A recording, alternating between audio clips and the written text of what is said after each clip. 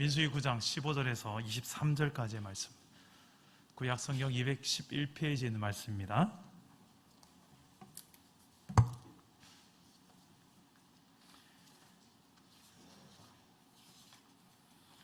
자, 저와 여러분 한 절씩 교독하겠습니다. 제가 먼저 15절을 읽겠습니다. 성막을 세운 날에 구름이 성막 곧 증거의 성막을 덮었고 저녁이 되면 성막 위에 불 모양 같은 것이 나타나서 아침까지 이르렀으되,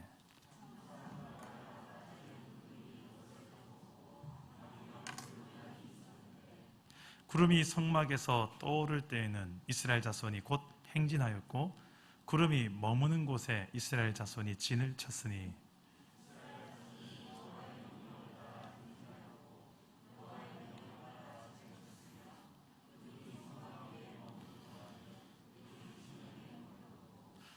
구름이 성막 위에 머무는 날이 오를 때에는 이스라엘 자손이 여호와의 명령을 지켜 행진하지 아니하였으며,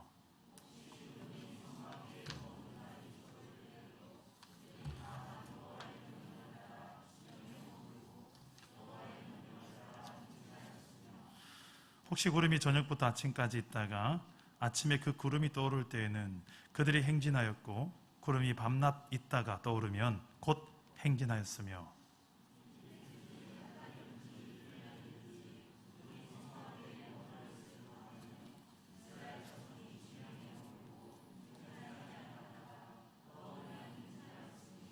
함께 읽겠습니다.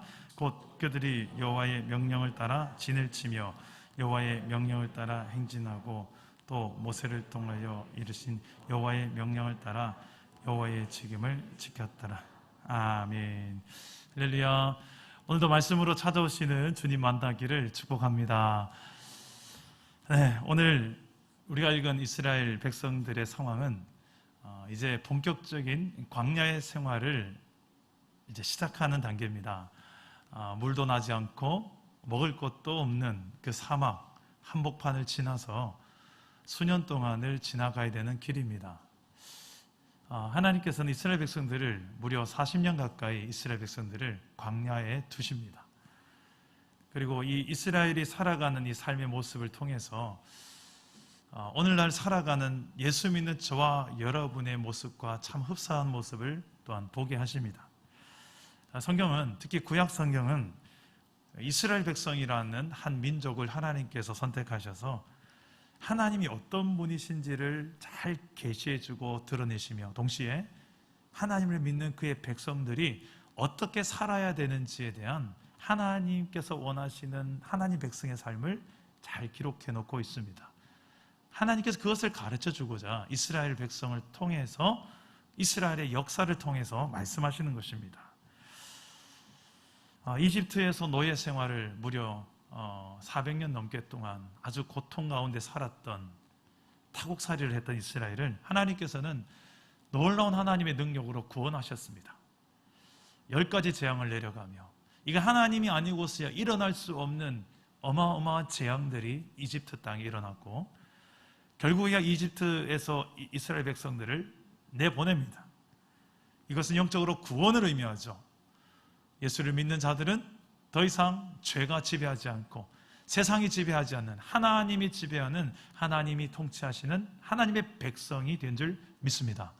이것을 이집트의 속박에서 벗어난 하나님 나라 백성이 의미하는 바입니다. 자, 이제 이들이 10가지 재앙을 통하여 이집트 땅을 떠나왔는데, 지난 주일에 우리가 살펴봤던 앞에는 이제 홍해 바다가 가로막혀 있고 뒤에는 추격해오는 이집트 군대가 있습니다. 이 가운데서 또 한 번 진퇴양난의 어려움을 겪는 이스라엘 백성들이 하나님을 원망하고 지도자를 원망할 때 모세는 원망이 아니라 믿음으로 선포합니다. 보라, 하나님이 어떻게 우리를 구원하시는지, 보라, 하나님이 어떻게 우리와 싸우시는지. 그리고 하나님 명령에 따라 순종함으로 지팡이를 앞으로 내밀어서 홍해를 가르고 홍해 밑바닥을 마른 땅으로 걸어가게 합니다. 그 뒤를 뒤쫓아온 이집트의 수많은 군대들은 그곳에서 다 수장이 되죠. 이와 같은 역사를 통하여 이스라엘 백성들은 이제 우리는 탈출에 성공했다라는 생각을 했을 거예요. 근데 문제는 뭐냐? 탈출은 했는데 앞에 펼쳐지는 게 사막이에요. 여러분 생각해 보십시오. 한두 명도 아니고 200만 명입니다.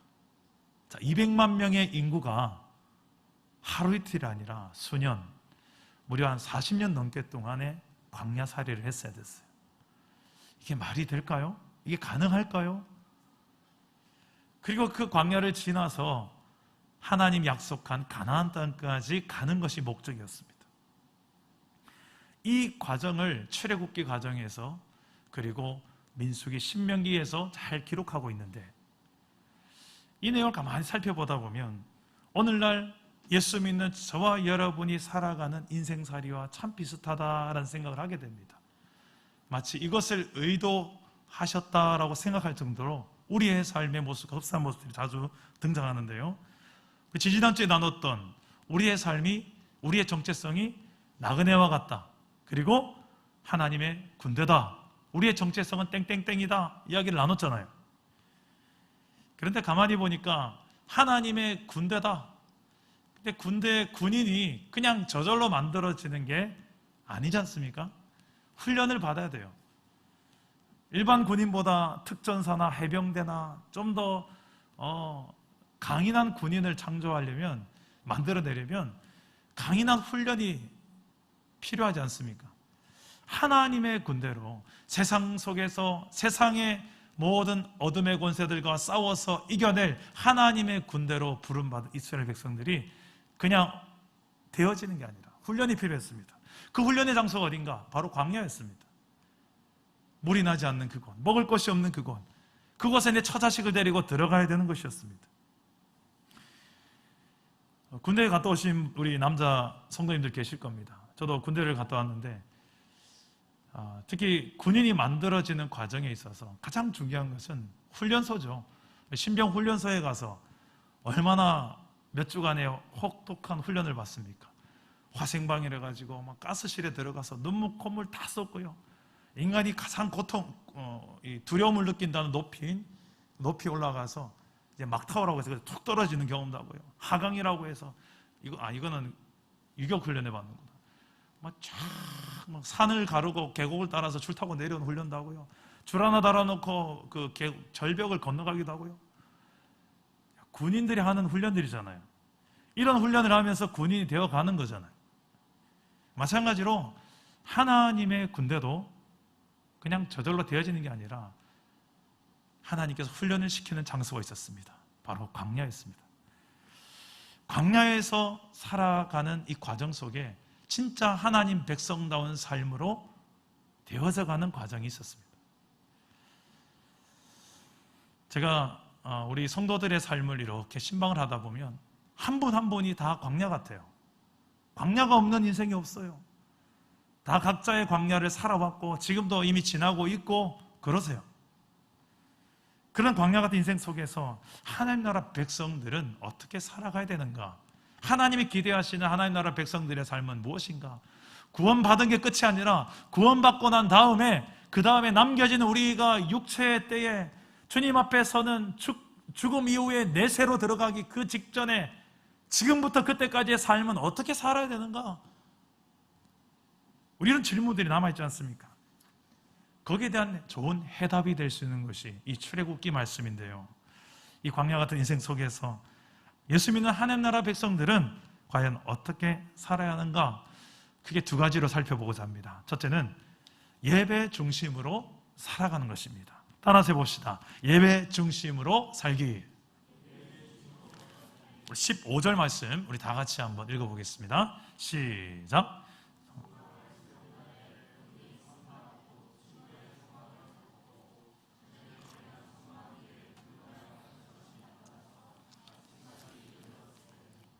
네, 이스라엘은 성막 중심의 공동체였어요. 이동할 때, 광야를 이동할 때 가장 중심에 성막을 짓고 그 주변으로 지파마다 텐트를 쳤어요. 성막은 무엇을 하는 곳인가? 하나님께서 임하시는 곳이었습니다. 그리고 이스라엘 백성들이 하나님을 만나는 곳이었습니다. 그 성막을 이렇게 제작해라. 하나님께서 거기에 대한 설계도도 다 말씀해 주셨어요. 그리고 성막이 완성되자 그 성막 위에 놀라운 하나님이 임하시는 그 현상인 구름과 불이 그 가운데 임하는데, 오늘 말씀이 바로 그 말씀입니다. 성막을 세운 그날에 구름이 성막 위에 덮었고 그 위에 불 모양 같은 것, 그리고 낮에는 구름 모양 같은 것이 그곳에서 임하였더라. 하나님은 이런 성막 중심의, 하나님을 만나는 중심의, 예배 중심의 공동체를 바로 하나님 나라 백성이라고 정의를 합니다. 오늘날 교회가 그런 공동체입니다. 예배가 중심이 되는 공동체가 되어야 합니다. 예배에 있어서 가장 중요한 본질이 무엇이냐면 오늘 말씀에 나오는 하나님의 임재를 맛보고 체험하는 거예요. 저는 오늘 이 주일 예배에, 맥주감사 주일 예배에 하나님의 임재가 체험되기를 축복합니다. 하나님의 임재는 직접 보면 죽어요, 사람이. 죄인이기 때문에 죄를 가지고 하나님의 임재를 체험할 수가 없습니다. 그래서 하나님은 여러 가지 구약 성경에 구름으로, 때로는 불 모양 가운데, 때로는 세미한 음성 가운데 하나님의 임하실 때 나타나는 그런 현상들로 하나님의 하나님 되심을 계시하셨어요. 오늘 말씀에도 보니 구름 기둥 불 기둥으로 이스라엘 백성 가운데 계시하십니다. 이 구름 기둥 불 기둥을 보면서 이스라엘 백성들은 무슨 생각을 했을까요? 아, 하나님이 이렇게 우리와 함께 하시는구나. 애굽에서 탈출할 때도 하나님이 놀라운 기적 가운데 우리와 함께 하신 증거들을 보이셨는데 지금도 변함없이 그 하나님이 이 광야 생활을 출발하는 지금도 우리와 함께 하시는구나. 여러분, 광야는 하나님 아니면 답이 안 나오는 곳입니다.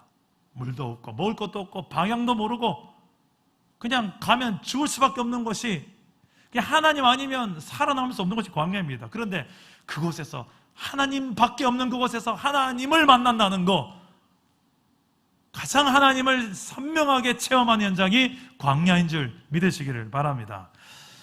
200만 명이에요. 이스라엘 백성들, 자그마치 그 수많은 사람들이 긴 시간 동안에 광야를 지나가야 되는데 온 가족의 목숨을 걸어야 되는 큰 모험인데, 그런 광야를 지날 때 내 생명이 걸려있고 안전이 걸려있고 가정이 걸려있고 내 일터가 모든 인생이 걸려있는 그 가운데 인도자는 반드시 필요했고 공급자는 반드시 필요했습니다.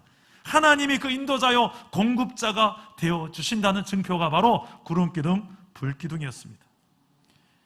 오늘날 교회도 여전히 구름기둥 불기둥과 같은 놀라운 하나님의 함께하심의 증표가 있습니다.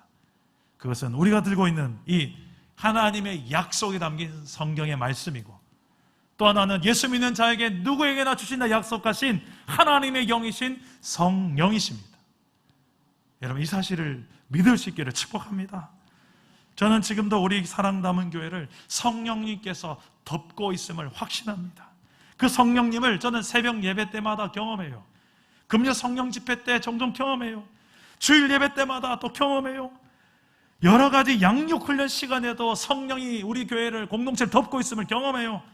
신방할 때도 경험해요. 아, 성령님이 이렇게 함께 하시는군요. 무엇보다도 힘든 광야의 순간, 힘든 위기 상황 속에서 성령님은 더 선명하게 내가 너와 이렇게 함께 한다라고 확인시켜 주셔요. 여러분, 아무리 힘든 상황이 있다 할지라도 하나님이 나와 함께 하심이 믿어지면 이겨낼 수 있는 줄 믿습니다.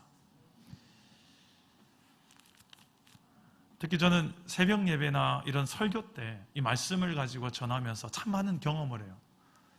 우리 사랑남은 교회 특징 중에 하나는 설교 말씀이 1년치가 다 미리 나와 있다는 거예요. 다음 주에 어떤 말씀 전할지, 그 다음 주에 어떤 말씀 전할지가 다 나와 있어요. 순서대로 나아가는. 그래서 몇 년 안에 성경 전체를 골고루 편식하지 않고 골고루 먹을 수 있도록 그렇게 되어 있어요. 그런데 희한한 것은 매주마다 선포되는 그 계획되어진 그 말씀 안에 지금 타이밍에 정말 우리 공동체가 들어야 될 메시지가 너무나도 선명한 거예요. 개개인에게도 마찬가지입니다. 각자 개개인이. 그래서 심지어 이런 이야기 참 많이 들어요.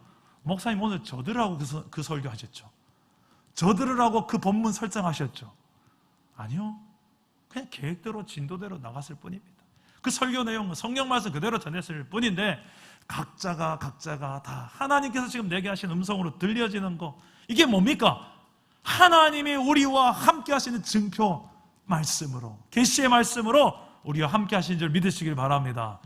동시에 이것을 확신하게 하는 분이 우리 안에 실제로 계세요. 그분은 인격을 가진 분이세요. 저와 여러분처럼 인격 대 인격으로 만나는 것처럼 성령님은 우리와 인격적인 교제를 하시는 분이세요. 그분이 우리 안에서 확인시켜 주세요. 내가 너와 함께하고 있지 않니? 라고. 저는 살아남은 교회 공동체에서 여러 사역들 속에서 하나님 함께 하심을 참 많이 경험하는데요, 이 코로나 상황 속에서 우리가 왔지 않습니까? 특히 전도를 참 많이 못했는데 하나님께서 참 많은 우리 영혼들을 보내주셔서, 오늘 주보에도 실려있지만 저희가 원래 분리개척 초창기에 한 2년 10개월 전에 저와 아내를 포함해서 어른이 26명으로 출발했습니다.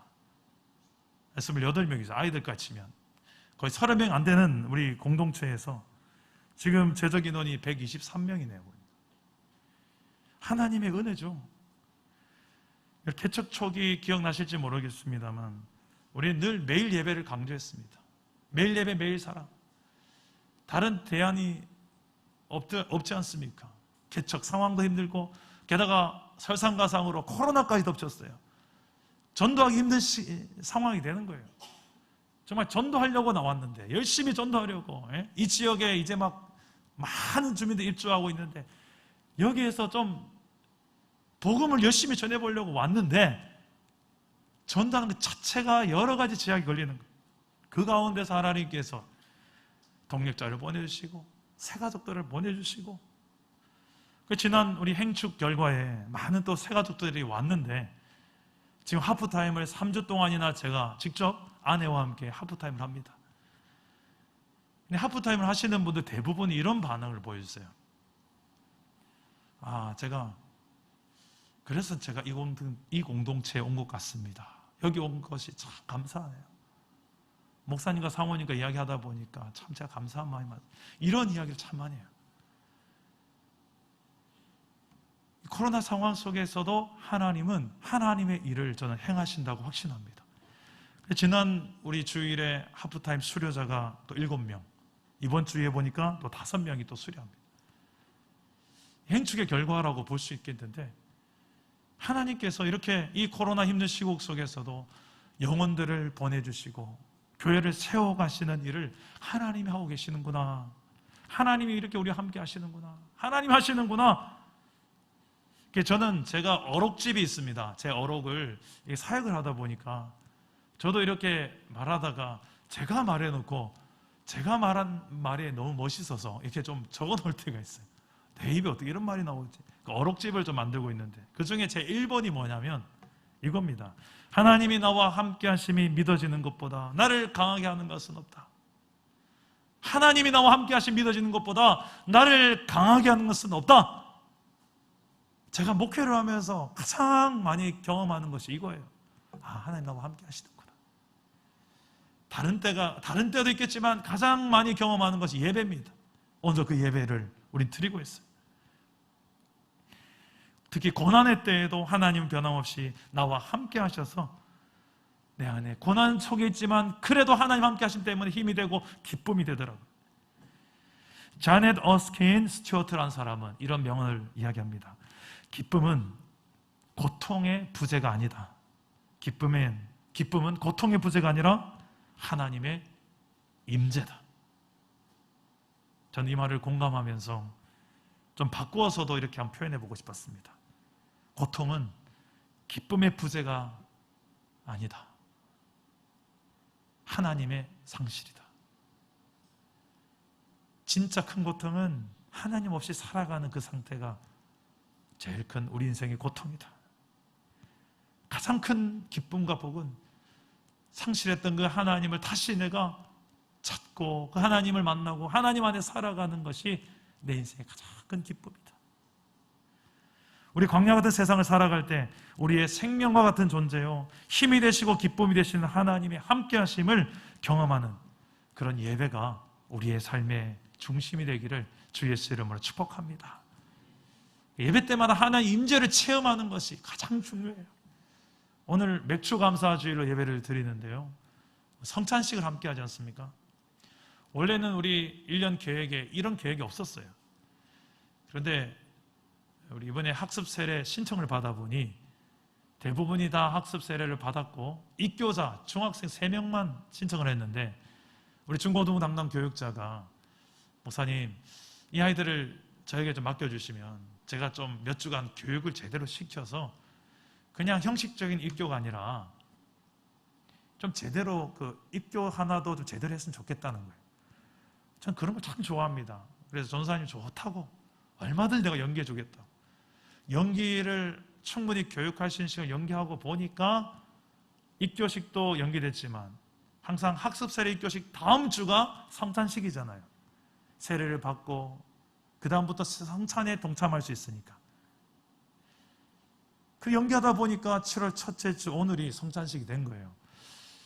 저도 모태신앙인데 어릴 때부터 맥주감사주일에 성찬식을 해본 적이 한 번도 없는 거예요. 처음인 거죠.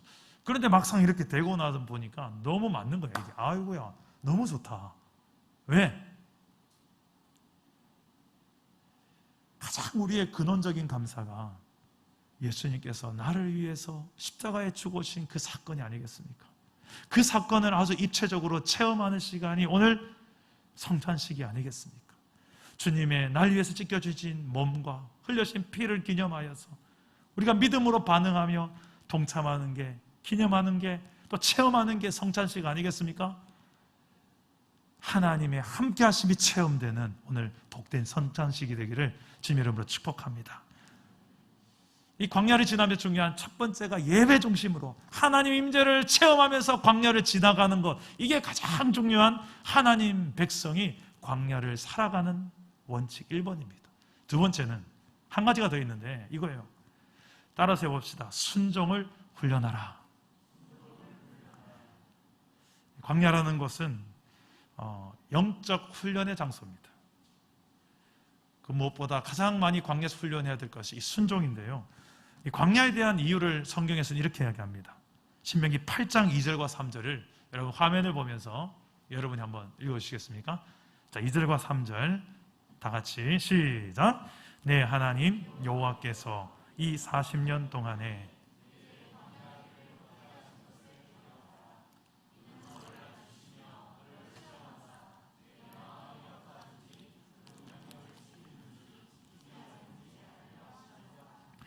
너를 낮추시며 너를 줄이게 하시며 또 너도 알지 못하며 내 조상들도 알지 못하던 만나를 내게 먹이신 것은 사람이 떡으로만 사는 것이 아니요 여호와의 입에서 나오는 모든 말씀으로 사는 줄을 내가 알게 하려 하심이라. 아멘. 하나님이 이스라엘 백성들을 40여 년 동안이나 그 광야를 지나가게 하신 이유가 이거래요. 순종을 가르치려고. 순종은 아무나 하는 게 아니라 겸손한 사람들, 자신을 하나님 앞에 낮출 수 있는 사람이 할 수 있는 겁니다. 그래서 너를 낮추시고, 사람이 떡으로만, 입으로 먹는 떡으로만 사는 게 아니라 하나님으로 공급받는 말씀을 먹어야, 그 말씀대로 순종해야 사는 존재라는 것을 너로 하여금 알게 하려고 광야가 필요했다는 거예요.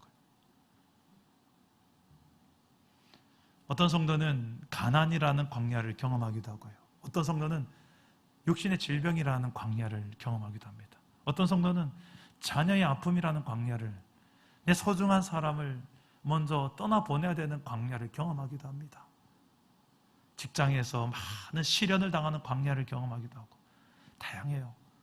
그런데 잘 살펴보면 그 각자의 광야마다 하나님의 선명한 이유가 있는데 딱 이거예요. 너를 낮추시고 하나님 앞에 진정한 겸손하게 하시고, 그 겸손의 이유는 하나님의 입에서 나오는 말씀을 따라 사는 존재가 바로 너야. 하나님, 저는 성경 안 읽고도 잘 사는데요. 성경 없이 더 잘 살 것 같은데요. 그게 아니라는 거예요. 그걸 배우는 것이, 우리는 하나님을 떠나서는 살 수 없는, 행복할 수 없는 존재로 하나님 창조해 놓으셨어요. 예수님께서 이 땅에 오셔서 그래서 이렇게 말씀하셨어요. 나는 포도나무요 너희는 가지니 저가 내 안에 내가 저 안에 있으면 이 사람은 과실을 많이 맺나니 나를 떠나서는 너희가 아무것도 할 수 없습니다. 나를 떠나서 너희가 아무것도 할 수 없습니다. 포도나무 가지가 뚝 떨어지면 아무 열매도 맺을 수 없는 것처럼 너희는 내랑 그런 존재다. 이것을 이스라엘 백성들은 이미 구약에서부터 하나님께서 광야에서 배웠던 거예요. 광야에서 하나님 없으면 우리는 살 수 없는 존재군요. 하나님 말씀 안에서, 뜻 안에서 순종하며 사는 백성들, 이게 진짜 평안이고 행복이고 이게 진정한 자유고 이게 진정한 하나님 나라를 누리는, 천국을 누리는 삶이구나. 하나님을 떠나는 게 자유가 아니구나. 하나님 말씀 거역하는 게 내 능력 과시하고 그게 자유가 아니구나. 그래서 하나님은 광야의 길에서 순종의 삶을 훈련하십니다. 오늘 말씀도 그래서 하나님은 이스라엘 백성들이 광야로 출발할 때에 이동하시는 방법, 이동하는 방법을 이렇게 설명하는데요. 간단합니다. 순종입니다. 하나님이 가면 백성도 가고 하나님이 멈추면 백성도 멈춰라. 이 간단한 논리를 오늘 말씀에 구름기둥 불기둥으로 설명합니다. 우리 함께 읽어봅시다. 22절과 23절의 말씀을 우리 함께 읽어봅시다. 시작.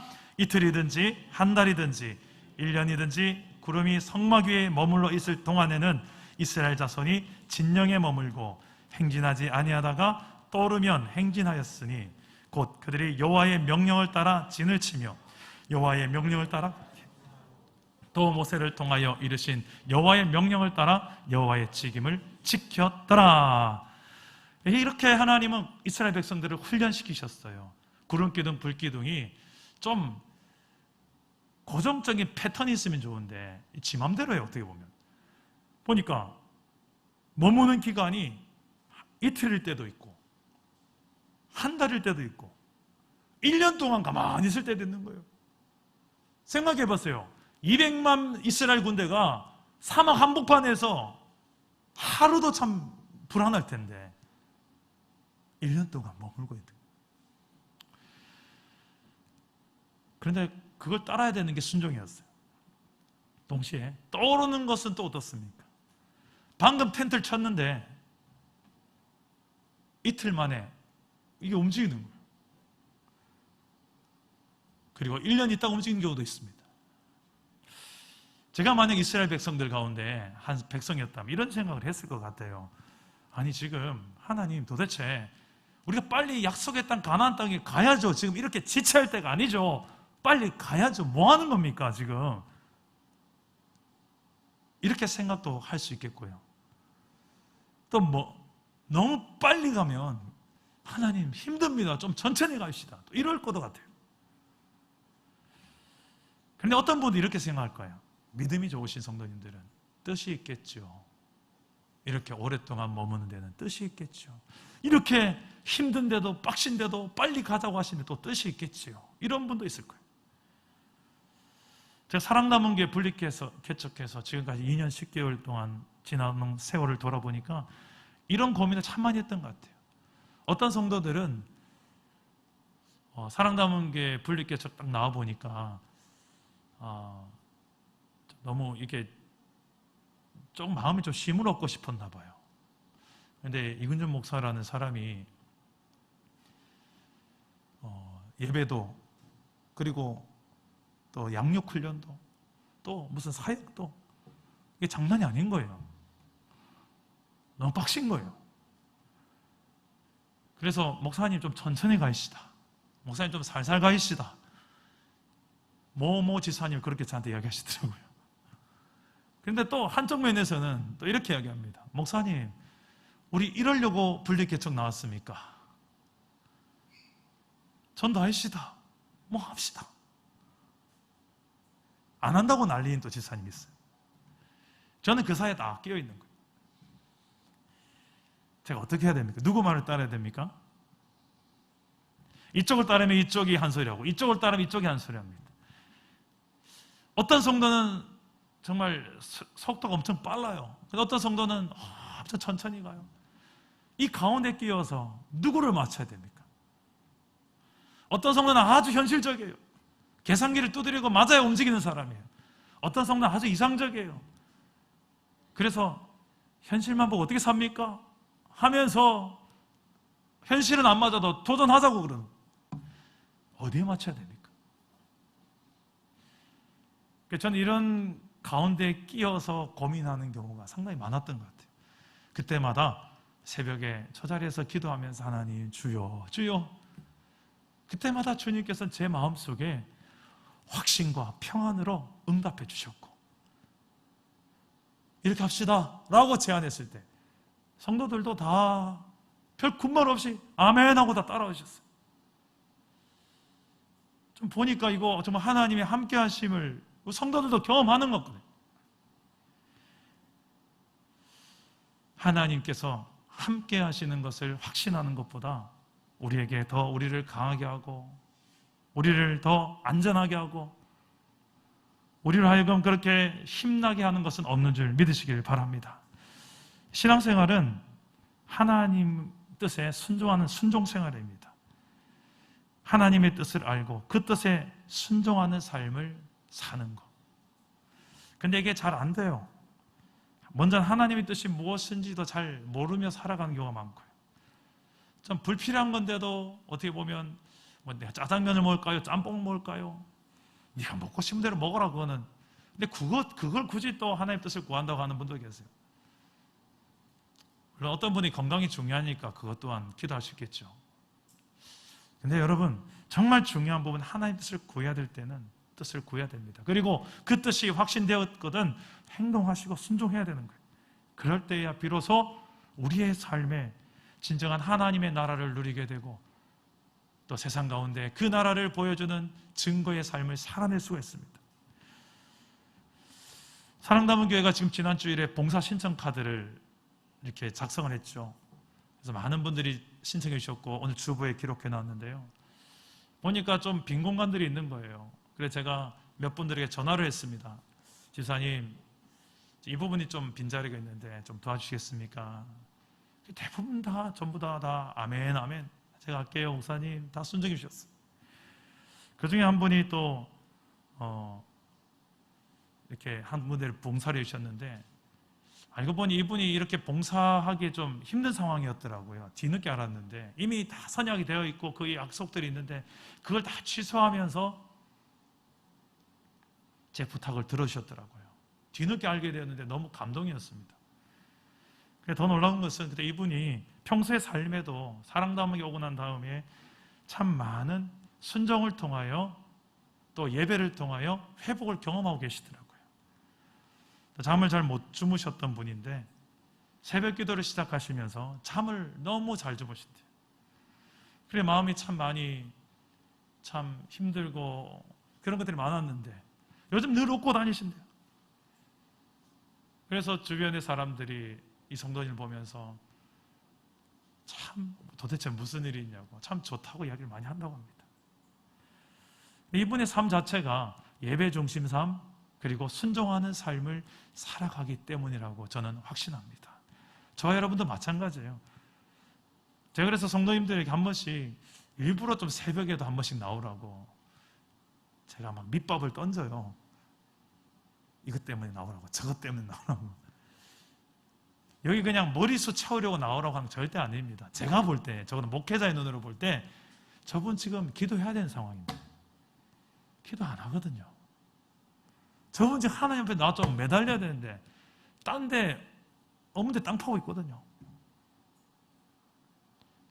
시간 없다 에너지 없다 하면서도 할 건 다 하던 거 다 제규 다 들어오는데 기도하러는 또 안 나오거든요. 지금 저분 저러고 있을 때가 아니에요. 기도해야 되는데 예배 안 하거든요. 어떻게 하면 좀 편하게 갈까 이것만 고민하고 그래가지고 어떻게 돼.